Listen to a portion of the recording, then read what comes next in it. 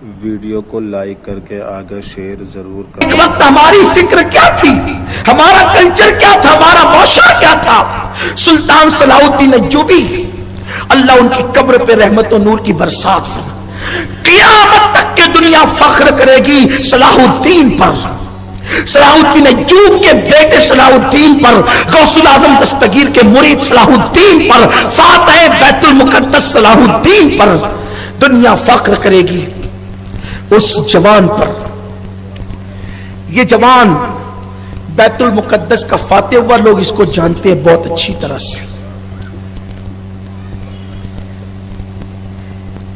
یہ اپنے گھر کے آنگن میں گارڈن تھا، باغ،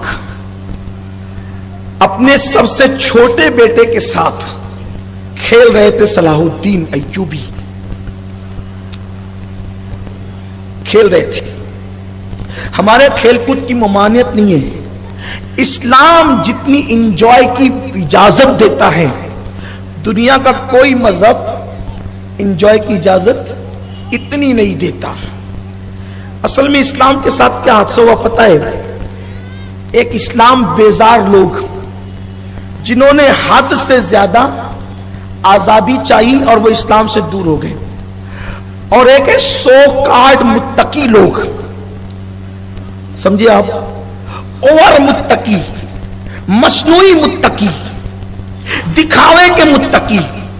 انہوں نے اسلام کو اتنا مشکل کیا کہ جو آزادی چاہتے تھے اپنی مرضی کی، وہ تم آزاد ہو گئے مرضی سے، اور جو تنگ کرنا چاہتے تھے اپنی مرضی سے انہوں نے تنگ کر دیا، یہاں تک کہ مسکرانے پہ بھی پابندی لگا دی، اور گردن کو جھکا کر منہ پھلا کر کے آنکھیں پسار کر کے بیٹھنا، اسی کو انہوں نے تقوی سمجھا۔ یہ کوئی تقوی نہیں ہے، دقیانوسیت ہے۔ تقوی گردن میں نہیں ہے، تقوی تسبیح میں نہیں ہے، تقوی لمبی داڑھیوں میں نہیں ہے، صرف التقوی ہاں ہونا، تقوی یہاں ہے۔ اگر دل میں خدا کی خشیت ہے اور تیرا چہرہ ہمیشہ مسکراتا ہے تو تو متقی ہے، اس لیے کہ حضور سے زیادہ مسکرانے والا روئے زمین پر کسی کو نہیں دیکھا گیا۔ مسکرانا تقوی کے خلاف نہیں، کھیلنا بھی تقوی کے خلاف نہیں۔ کوئی کھیل جس کی اسلام اجازت دیتا ہو تقوی کے خلاف نہیں ہے۔ ایک مرتبہ مسلمانوں کے بچے کھیل رہے تھے، کچھ نئے مسلم آئے، کہنے لگے یا رسول اللہ ہمارے بچے کھیل رہے ہیں۔ فرمایا کھیلنے دو تاکہ دنیا کو پتا چلے کہ ہمارے مذہب کے اندر رہبانیت نہیں ہے، ہم عبادت کے وقت عبادت کرتے ہیں اور کھیل کے وقت جائز کھیل کی اجازت بھی دیتے ہیں۔ تو حضور علیہ السلام نے خود کئی ایسے کھیل اختیار فرمائے جیسے کہ تیراکی کرنا۔ حضور علیہ السلام جب بچپن میں مدینہ منورہ گئے تھے اپنی امی کے ساتھ، تو مدینہ کے ننھے ننھے بچوں کے ساتھ 6 سال کی عمر میں کنویں میں حضور تیراکی فرماتے تھے۔ پھر اس کے بعد تیر اندازی، کشتی، یہ سب کھیل تھے اس دور کے جو جسم کو مضبوط کرتے تھے۔ اب تو جسم کو مضبوط کرنے والے کھیل ہی نہیں رہ گئے، اب تو روح کو کمزور کرنے والے کھیل ایجاد ہو گئے۔ تو بہرحال میں یہ کہہ رہا تھا کہ انجوائے کی اجازت اسلام جتنی دیتا اتنا کوئی مذہب نہیں دیتا۔ اوروں کے یہاں ہنس نہیں سکتے، ہمارے یہاں تو مسکرانا بھی صدقہ ہے۔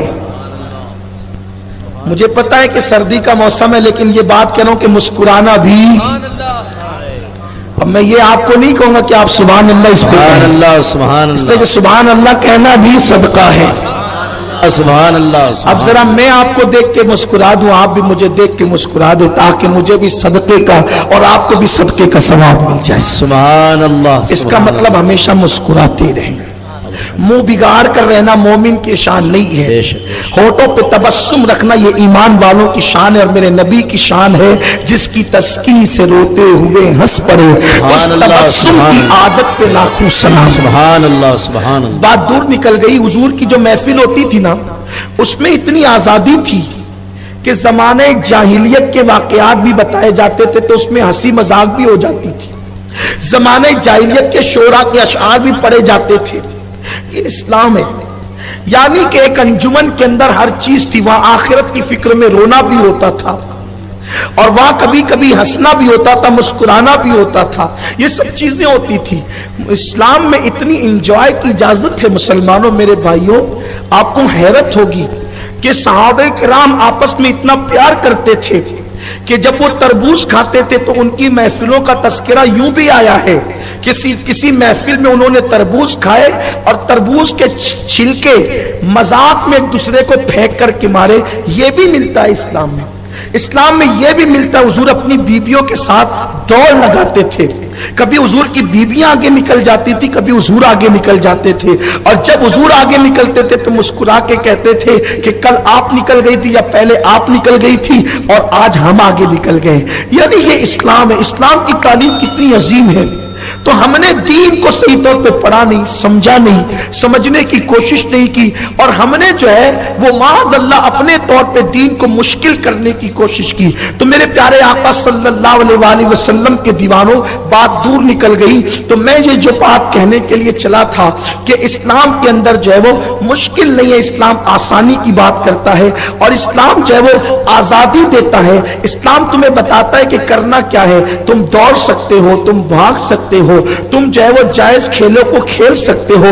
تو اسلام کے قریب آؤ، دین کے قریب آؤ، دین کو سمجھنے کی کوشش کرو۔ مغربی تہذیب گندگی کو تمہارے اندر فیشن کے نام پر عام کر رہی ہے۔ تو میرے پیارے آقا صلی اللہ علیہ وآلہ وسلم کے دیوانوں، بات یہاں سے چلی تھی کہ سلطان صلاح الدین ایوبی اپنے بیٹے کے ساتھ کھیل رہے تھے ایک گارڈن کے اندر، باغ میں، چھوٹا بیٹا تھا۔ اب تو ہمارے پاس ٹائم بھی نہیں ہے بچوں کے ساتھ کھیلنے کے لیے، ہم نے اپنے بچوں کو لگا دیا ہے کہیں، ان کے لیے اپنے پاس کوئی ٹائم نہیں ہے، لیکن ان کو بھی ٹائم دو، وہ اللہ کی امانت ہے، ان کو بھی ٹائم دو، تم ٹائم دو گے تو صحیح رہنمائی ہوگی۔ ایسے میں ایک جو ہے وہ سپاہی آیا، اور آنے کے بعد کہا صلاح الدین سے، سلطان، انگریزوں کا آفیسر آپ سے کوئی بات کرنا چاہتا ہے، وہ ملنا چاہتا ہے، ان کا ایک وفد آیا ہے، ڈیلیگیشن ان کا آیا ہے، ایک وفد آیا ہے، وہ آپ سے ملنا چاہتا ہے۔ سلطان نے فرمایا کہ بلاؤ۔ جیسے وہ اندر آئے، سلطان کا چھوٹا سا بچہ ان کو دیکھ کر کے ڈر کے چھپ گیا، اور جب ڈر کے چھپا تو انگریز آفیسر جس کی ہیبت صلاح الدین کے حوالے سے بہت دلوں پر تھی، بلکہ یہاں تک کہا جاتا ہے کہ جب انگریزوں کے بچے نہیں سوتے تھے تو یہ کہا جاتا تھا انگلستان میں کہ بیٹا سو جاؤ ورنہ صلاح الدین آ جائے گا۔ یہ ہیبت تھی مسلمانوں کی، اللہ اکبر۔ تو یہ ہیبت تھی، تو آفیسر نے آگے بات کرنے کی بجائے کہ وہ بچہ جو بھاگ کر گیا جس کے ساتھ آپ کھیل رہے تھے وہ چھپ کیوں گیا، کیوں وہ چھپا؟ تو کہا کہ وہ ہے کون، پہلے یہ تو بتائے۔ تو کہا میرا بیٹا ہے، چھوٹا بیٹا، چھوٹا سا بچہ تھا، میرا چھوٹا بیٹا ہے۔ وہ کہا اتنے بہادر باپ کا اتنا بزدل بیٹا، اتنے بہادر باپ کا اتنا بزدل بیٹا، چونکہ وہ تو تھا انگریز، اس نے تو بات ہی کرنی تھی۔ صلاح الدین اپنے بیٹے کو خوب جانتے تھے، مسکرا کے کہا ذرا اس کی بزدلی کی وجہ تو اس سے پوچھ لے، کیا وجہ ہے اس کی بزدلی کی، کیوں ڈر کے چھپ گیا؟ مجھے بھی حیرت ہے۔ اس بچے کو لایا گیا، کہا بیٹے تم کیوں ان کو دیکھ کر چھپ گئے؟ تو اس بچے نے کہا ان سے مجھے ڈر لگا کہ ہمارے یہاں کے مرد سارے داڑھی والے ہوتے ہیں، یہ بغیر داڑھی کی کون سی مخلوق آ گئی، تو میں ان کی بغیر داڑھی سے ڈر گیا۔ حیرت ہے تمہارے بچے پہلے بغیر داڑھی والوں سے ڈرتے تھے اور اب تمہارے بچے داڑھی والوں سے ڈرتے ہیں، فرق کیا ہے؟ وہ جب پیدا ہوتے تھے دادا کو داڑھی پہ دیکھتے تھے، باپ کو داڑھی پہ دیکھتے تھے، چچا کو داڑھی پہ دیکھتے تھے، پپا کو داڑھی پہ دیکھتے تھے، سب کو داڑھی پہ دیکھتے تھے، تو بچپنے سے مائنڈ بنتا تھا کہ جو مرد ہوتے ہیں وہ داڑھی والے ہوتے ہیں، اس لیے وہ بغیر داڑھی والے سے نہیں ڈرتے تھے۔ اب چچا بغیر داڑھی کا، باپ بغیر داڑھی کا، بھائی اور جو وہ گھر کا خاندان کے سارے مرد بغیر داڑھی کے، ہوگا کیا؟ اب وہ داڑھی والوں کو دیکھ کر اجنبی سمجھتے ہیں، بگاڑ ہم نے پیدا، مولوی کو کیا، اس وہ بیچارہ کیا اصلاح کرے گا؟ آپ کی اصلاح میں آپ نے کرنا ہے، یہ تو چیختے چیختے رہیں گے، بولتے بولتے رہیں گے، بولتے بولتے آواز بٹھا لیں گے، کبھی مر جائیں گے، لیکن آپ اگر نہیں تبدیل ہوں گے تو کیا ہوگا؟ لیکن اب بات دور نکل گئی، جو اصل عنوان تھا تمہید میں پورا وقت چلا گیا کہ انسان اگر گناہ کو گناہ سمجھے، پہلی بات تو یہ کہ ہم پرچار کریں کہ یہ گناہ ہے، داڑھی مڈانا گناہ ہے، شراب پینا گناہ ہے، عورتوں پہ بد نظری کرنا گناہ ہے، اسلامی تہذیب کے خلاف کام کرنا گناہ ہے۔ جب لوگوں کو پتا چلے گا کہ یہ گناہ ہے تو لوگ اس کو کرنے میں ڈریں گے، یا کم سے کم احساس ہوگا کہ وہ گناہ کرنا نہیں چاہے گا، وہ گناہ نہیں کرنا چاہے گا۔ تو اب آدمی اگر گناہ کرنا نہیں چاہے، گناہ سے بچنا چاہتا ہے لیکن بچ نہیں پاتا، تو اب وہ کرے کیا کہ وہ گناہ سے بچے؟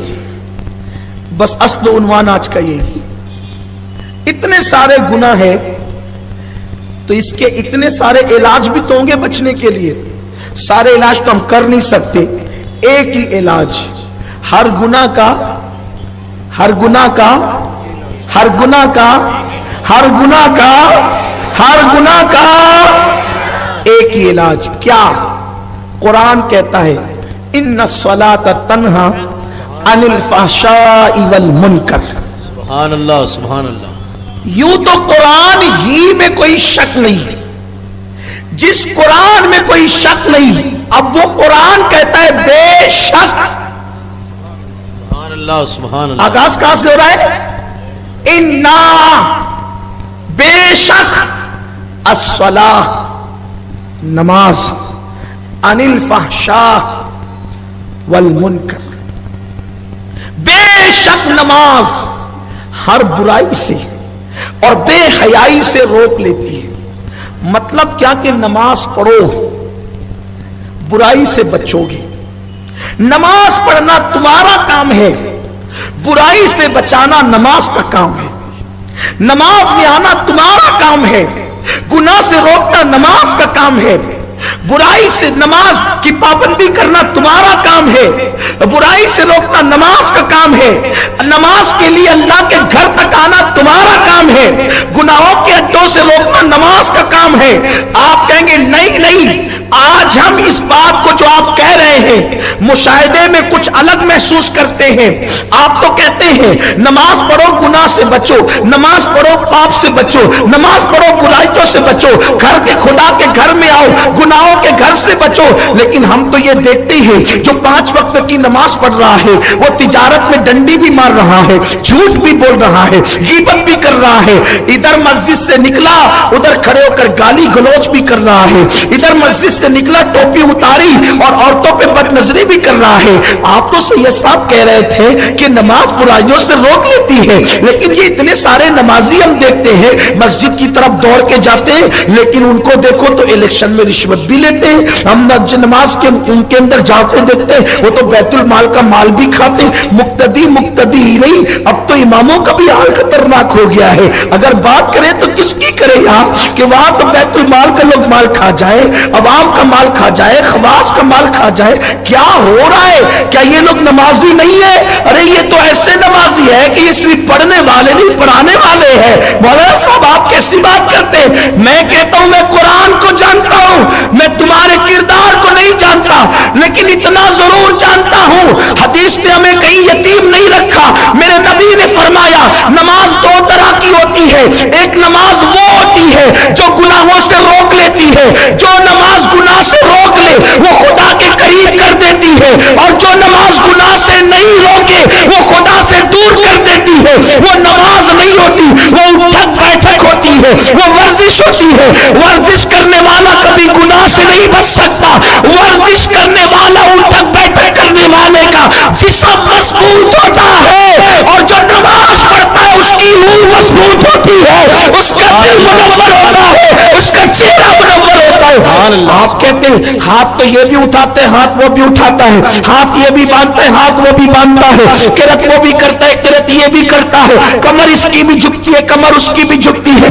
سر اس کا بھی زمین پہ آتا ہے، اس کا بھی آتا ہے۔ پھر دونوں کی نماز میں فرق کیا ہے؟ بس فرق اتنا ہے اس کی نماز پر پڑھ کے یہ احسان کرتا ہے، اس کی نماز پہ پڑھ کے یہ احسان کرتا ہے اس کی نماز اس پر احسان کرتی ہے. اب جس کی نماز احسان والوں کی نماز ہے، یعنی پڑھ کے پھدکتا ہے میں نمازی میں نمازی میں نمازی، ٹھکانہ نہ طہارت کا نہ وضو کا نہ کچھ کا. اب احسان والی نماز کون سی ہے؟ جو واقعی نماز ہے. تو اس کو اللہ کے رسول نماز لانے والے نبی نے فرمایا ان تعبد اللہ کأنک تراہ فإن لم تکن تراہ فإنہ یراک، کہ عبادت ایسے کر گویا تو خدا کو دیکھ رہا ہے. سبحان اللہ سبحان اللہ. عبادت ایسے کر گویا تو خدا کو دیکھ رہا ہے. یہ منزل سب کو نصیب نہیں، یہ خواص کی منزل ہے، لیکن عوام کی یہ منزل ہو سکتی ہے. اگر تجھے یہ منزل نصیب نہیں، فَإِن لَمْ تَكُنْ تَرَاهُ كَأَنَّكَ تَرَاهُ، اگر یہ منزل تجھے کہ تو خدا کو دیکھے یہ منزل تجھے نصیب نہیں، تو فَإِن لَمْ تَكُنْ تَرَاهُ، خدا تجھے دیکھ رہا ہے. فَإِنَّهُ يَرَاكَ، اور وہ تو تجھے دیکھ ہی رہا ہے. اب دھیان دینا، صرف سمجھانے کے لیے ملانے کے لیے نہیں.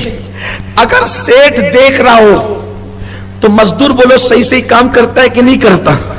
اب جب نماز میں کھڑا ہوگا کہ اللہ مجھے دیکھ رہا ہے تو بولو کیا کھو جائے گا، داڑھی سے کھیلے گا، چارہ کا تصور ہوگا کہ بکری کا چارہ لانا ہے، بچے کو اسکول پہنچانا ہے، ٹیوشن کی فیس بھرنی ہے، بیوی سے جھگڑا کر کے آیا ہے تو اب جا کر کرنا کیا ہے. یہ سب تو آپ کی نماز ہے. حضور فرماتے لا صلاۃ الا بحضور القلب، اس کی نماز ہی نہیں ہے جس کا دل حاضر نہیں. مسجد کو جسموں میں لانے والوں یہ نماز کبھی کام نہیں آئے گی، یہ تو بددعا دیتے ہوئے جاتی ہے نماز. اور جو نماز تم پڑھتے ہو، اب نماز کون سی پڑھیں؟ نماز حقیقت میں کون سی نماز ہے؟ قرآن کہتا ہے قد افلح المؤمنون الذین هم فی صلاتہم خاشعون، وہ بندے کامیاب ہو گئے جو اپنی نمازوں میں گڑ گڑاتے ہیں. اب بس اسی پر بات ختم ہوگی. نماز تو ہم پڑھ رہے ہیں لیکن نماز پڑھے کیسے؟ کون سی نماز پڑھے؟ رسول اللہ نے جیسی پڑھی ہے ان کے مطابق، ان کے طریقے کے مطابق پڑھے. اولیاء اللہ نے صحابہ نے جیسی پڑھی ویسے پڑھے. دیکھو اپنی نماز کیسی ہے. نماز میں ہاتھ اٹھایا، دل کے اندر غرور لایا، دل کے اندر تکبر کا سودا سمایا، دماغ کے اندر تکبر کا سودا سمایا. یہ نماز کبھی کامیاب نہیں کر سکتی. کیسے کرے؟ اللہ اکبر زبان سے کہے اور دل میں یہ تصور کرے کہ اللہ کے سوا کوئی بڑا نہیں ہے، میں بڑا نہیں ہوں، بڑا اللہ ہے. کون بڑا ہے؟ بڑا اللہ ہے. اور اس کے بعد جب اللہ اکبر کہے، اللہ اکبر، یہ اللہ اکبر کیوں کہتے ہیں آپ کو پتا ہے؟ اس کی بہت سی حکمتیں ہیں. یہ بغیر ہاتھ اٹھائے بھی تو اللہ اکبر ہو سکتا تھا، یہ ہاتھ اٹھا کے کیوں ہوتا ہے؟ جب کوئی ڈوبنے والا ڈوبتا ہے نا تو ہاتھ اٹھا دیتا ہے، گویا کہ وہ بتاتا ہے اللہ اب تیرے سوا میرا کوئی سہارا نہیں. تو ڈوبنے والا ہاتھ اٹھا کر کہتا ہے تیرے سوا میرا کوئی سہارا نہیں. اور نماز پڑھنے والا ہاتھ اٹھا کر کہتا ہے میں نے پوری دنیا سے ہاتھ اٹھا دیا، بچوں سے ہاتھ اٹھا دیا، بیوی سے ہاتھ اٹھا دیا، کاروبار سے ہاتھ اٹھا دیا، سب سے ہاتھ اٹھا دیا. آج تیرے در پہ کھڑا تیرا مہمان بن کر صرف تو میرا ہے اور میں تیرا ہوں، بس یہی رشتہ ہے، باقی سارے رشتے اپنی جگہ ہے. میرے آقا علیہ السلام کے پیارے دیوانوں کیسی نمازیں پڑھی جاتی تھی. نمازوں میں گڑ گڑانے کا حکم ہے، اللہ کے خوف سے رونے کا حکم ہے. جب سورہ فاتحہ پڑھو الحمدللہ رب العالمین تو تصور کرو رب العالمین کی شان کیا ہے، الرحمن الرحیم، تصور کرو وہ رحمان اور رحیم کی شان کیا ہے. اللہ ایاک نعبد و ایاک نستعین، ہم تجھی کو پوچھتے تیری عبادت کرتے ہیں اور مدد بھی تجھی سے طلب کرتے ہیں. تصور کرو کہ اس کی شان کیا ہے، عطا کی اس کی سخا کی شان کیا ہے. آئیے اللہ اکبر، اپنی نماز تو مسجد کی ڈیزائن دیکھنے میں ختم ہو جاتی ہے. کون کیا کر رہا ہے، کس کی انگلی لگی ہے پیٹ زمین سے، انگلیوں کے پیٹ کس کے زمین سے لگے، کس کے اٹھے ہوئے، امام صاحب کیا کر رہے ہیں، بازو والا کیا کر رہا ہے، پیچھے والا کیا کر رہا ہے. یہ اپنی نماز کا حال ہے. لیکن سنیے بہت پیاری سی بات آئی یاد. ایک بہت بڑے بزرگ آج سے 900 سال پہلے، ان کا نام ہے امام محمد ابن محمد الغزالی. لوگ پہلے نام بھی رکھتے تھے تو بیٹے کا نام بھی محمد، باپ کا نام بھی محمد، دادا کا نام بھی محمد. محبت تھی حضور سے. ان کے دادا کا نام بھی محمد، ان کے ابا کا اور ان کا خود کا نام بھی मोहम्मद। आज तो नया नाम चाहिए, ये भी मगरबी तहजीब है, नया नाम चाहिए, कुछ नहीं, पुराने की तरफ आई, पीछे आई। दुनिया में कोई नाम इतना खूबसूरत नहीं है जितना नाम मोहम्मद खूबसूरत है। ये वो नाम है जिसको अल्लाह ने आसमानों पे लिखा, जिसको अल्लाह ने अर्श पे लिखा, जिसको जन्नत के दरवाजे पे लिखा, जिसको हूरों की पुतलियों पे लिखा, हूरों की पेशानियों पे लिखा। ये वो नाम है कि आदम जिसको लेते हैं तो उनकी तौबा कबूल होती है। ये बार बार मैं तकरीरों में कहता रहता हूं और कहता रहूंगा, इसलिए कि इसके बगैर ना अपनी बंदगी है ना अपनी जिंदगी है। जब तक नाम मोहम्मद नहीं आए तो ईमान मुकम्मल नहीं होता। और फिर ये नाम लेने के काबिल जबान है नहीं, उनका करम है कि जबान पे आ जाता है। हजार बार बिशोयम दहन ज मुश्क गुलाब हुनूज नाम तो गुफ्तन कमाल बेअदबीस या रसूल अल्लाह। हजारों करोड़ों मर्तबा अगर मैं अपनी जबान को मुश्क और गुलाब से धुल लूं, एक बार नामे मोहम्मद लेने के काबिल मेरी जबान नहीं है। क्यों? इसलिए कि अर्श कांपता है और अल्लाह नाम देखो अपना भी तो लिख सकता है। तवज्जो आपकी, अर्श कांप रहा था बनने के बाद, अल्लाह चाहता तो अपना नाम लिखता, उसके नाम से बड़ा किसका नाम है। लेकिन सुनिए, अल्लाह के नाम में जलाल भी है और जमाल भी है। जहां खौफ हो तो फिर वहां जलाल की जिक्र नहीं किया जाता। तो अल्लाह ने किसका नाम लिखा? नाम लिखा महबूब का, मोहम्मद। अल्लाह सुभान अल्लाह सुभान। अर्श रुक गया, ठहर गया अर्श। पता चला अर्श को भी यकीन है जिसका नाम मेरे दिल पर आया है वो करारे जहां है, सुभान अल्लाह, तस्कीन कुलूब है। सुभान अल्लाह। लोग कहते हैं मौलाना हम परेशान है,